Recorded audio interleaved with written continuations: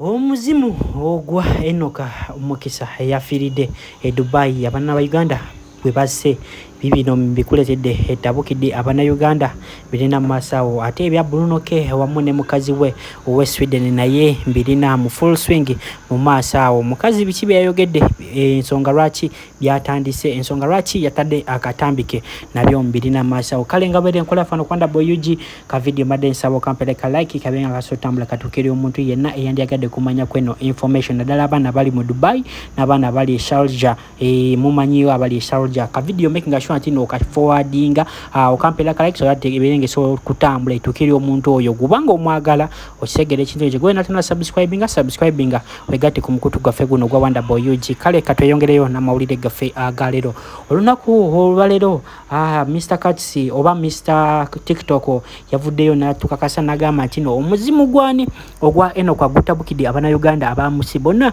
abasinga bana bamukubye ne bamuletera okugenda namaso nabuuka kozi bagamba muno yeyebu yabuuse bubuusi nga bamunyigiriza bamukuba nagamba naye bagala kunzita bwe batyo kankole kikanebuka mbuke bubuusi mukalina nette icho nacho kikoleshi kiveewo kigambibwa nti no police kyekola abantu esharja sawa zineno obanga wina mukwano go ngali ejo eno video making sure nti no jimushe yalingira cause tewandi yagadde okulira mukwano go bamukutte ate anytime baba bamukutte mu Dubai obo manye ekiddako deportation okuteekako ban obutadda mugenda wa Dubai. Eno video making sure nti no jishe yalinga enda kuba nkupulengera ka video olire ensonga lwaki temwandisani oyo musajja Mukisa koza basinga badde bagamba Wanda Boys oyo musajja yanfunira omulimu onzo sanga just abo abamukubye bintu byagana kozi okimanyi bulungi nayo mirimu wale yigikola kiwe jigana so leka nakatampe nga komawone bilala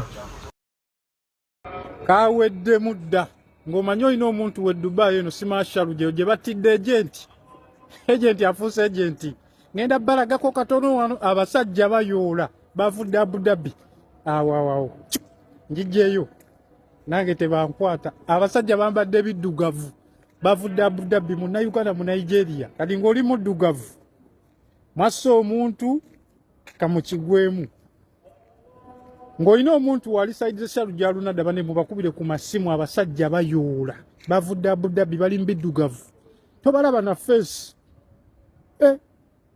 agent afuuse agent Neche mwakoze kyabadde kibi temwandise muntu kati mwamuse sente mwazifunye babona mu bagenda basi babulamu bwammwe bwonna mugenda fiira mu makomera bagenda basako gye bayita first degree murder bagenda soka abatwale Saudi babasibe nabo bajja batemako emitwe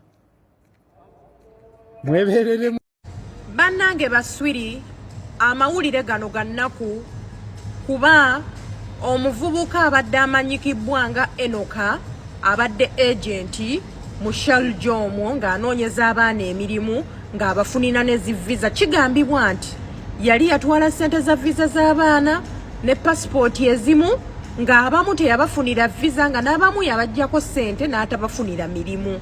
Kaakati bwe bamunoonyeza bamukubye ne bamukuba mu luvannyuma lw'okumukuba ennyo abamu bagamba bamukanyuze ku kizimbe abamu bagamba yeekanyuze ekizimbe kino kiri mu Sharjah kwabuukidde Alcantara saidi za mu Alcantara bamanyiwo naye nga baswiri ono Enock agenda tuzaalira akabasa abana Uganda baswiri kaakati tugenda kubeera nga babbogo ate bannange visa zaali zaata abana Uganda bayina emirimu kimunnange temukola ba agenti bw'oba toyina mirimu tokwata ssente bw'oba toyina mirimu tokwata ssente z'abaana bannange Enock mukama akuwumuze mirembe n'omwoyo gwagulamuze kisa kuba tetumanyi lwaki ssente wazitwala oba lwaki abaana visa tewabazifunira oba bannange ebintu tosobola salira musango omuntu afudde naye ng'abana Uganda yeye embeera eri mu Sharjah kaakati mu abatalina bipapula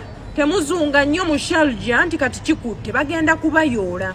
Hudhu billahi mina shaitani rajim. Bismillahi rahmani rahim. Alhamdulillah rabbil alamin. Ze ajimiti omusomi w'ekitabo era omusomi w'edduwa. Nkozesa kyoto kino, ekyoto kino kiba kitagombolola. Lwaleero ku kyoto kuno kunyambira abantu bange. Buli muntu yenna alina ekizibu kye, ojja ku kyoto kino n'osula akabaani ne nkusabira. Buli alina ekizibu naddala mu abali e Bulaaya nompereza amannya. Ne ngasula mu kyoto kino ne nkusembera edduwa ne nkujjako ebizibu ne biba bikusumbuye. Walemererwa mirimu ki ddala mu abali e Bulaaya, abali mu nsi muno mu Uganda, abalemeddwa okufuna visa. Nantegeeza eri abana Adamu enkozesa nkofu ku kyoto kuno. Namala okusindika enkofu eyo negenda ebanja amabanja ge bakubanjiza gonna. Gwe yalema okufuna okuweebwa ajimiti nkozesa amazzi. Kunnyanja kuno kumulengera ku mazzi wano. Ajimiti nga bwenyimidde olwaleero ngokumasira abana Adamu. Bompereza ebiwandiiko byonna bye bompereza ng'oli e Bulaaya. Mbikwata ne mbizinga ne mwandika kapapula. Ne mbisula mu nnyanja. Ne nsaba Allah gwensinza asumulule ebyo bye babikulemeredde. Awa visa agifuna, alemedde ofuna omusajja omulungi amufuna. Nsangibwa ku namba 0752 Ebya Brunoke nga we nabagambe ku macha sibirungi. Omukazi we owa Sweden yavuddeyo era namukangakanga nagamba nti agenda kuba ata ebyama wasobola okuta akatambi. Yagambye kino Brunoke oli omuwala amanyikiddwa nga dola yali talimba era just gamba ntino yali tayagala ku exaggerating ebintu naye nga amazima gali nti Brunoke tayina manyi ga kisajja. Neba nange Brunoke bamumberera ki omusajja wattu bamutabukidde ku comment section. Brunoke yagamba Brunoke gwe tosobola tuleka ko yadde ka space ka myezi ebiri gwe buli myezi ebiri kati segeza kati era bagambye mu comment section bagamba ntino Brunoke kuva ne leero tuli mu November gwe mubale myezi ebiri mu January wajja kuvayo mukazi omulala ali lubuto tino kati eyo ye trend ya Brunoke ajja kubeera mutabani wa Abdumulazi.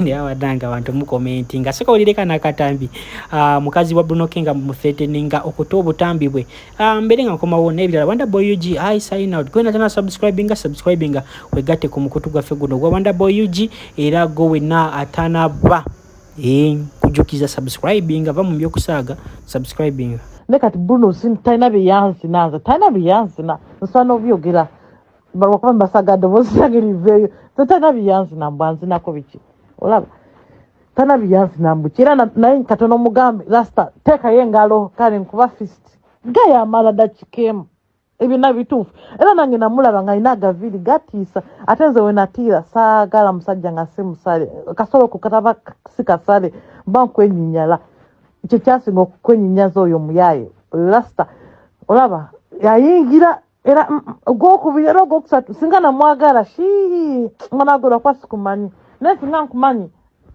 mwana impress nandi kusindikidano nolaba nyina na best friend wo gwaita best friend wo gwe nazina ngena muzina bulungi naye yazina bulungi ate ne rasta nime namba yiwano lwakwayi nomukazi gwazi nakati saga kujaili nyali olaba saga kujaili nyali naye nga ki twezina bulungi gayi muyonjo clean smart oguntu gwe gunene amanyozina amatizo omukazi atenga best friend wakati oyo Bruno ne ngamba ngenda kimugamba ne mugamba ko mzinoli kati byebyo alaba chaka wenzino linja muteka musenda atenga noli tasaba na sente oli just otegete kana kasajja ka Bruno katonda muyambi nenze nebuza where is that tatawe aliwa sanga tatawe ayogerako naye bino byakola si birungi kyovalaba Teka genda, he doesn't move forward, he's just in one place, olaba. Taina center, kabona, wega nemisai, jio, olaba.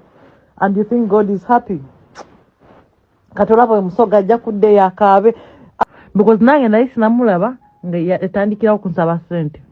Simanyi bichi, I'm stuck here, bichi, ngasabira ibya rent. Ngasaba ya rent, ila.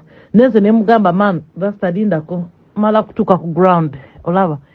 Yeah, era una gwe mubuze stadi ngako sente zange mpozi yali yako busente mutini bwali mitwala na 400,000 ya kubesi mbali bubi nyonyonyonyo kanze namugamba okenze so akusindika busente mutini obo but my dad can send you kadadi wange namuwa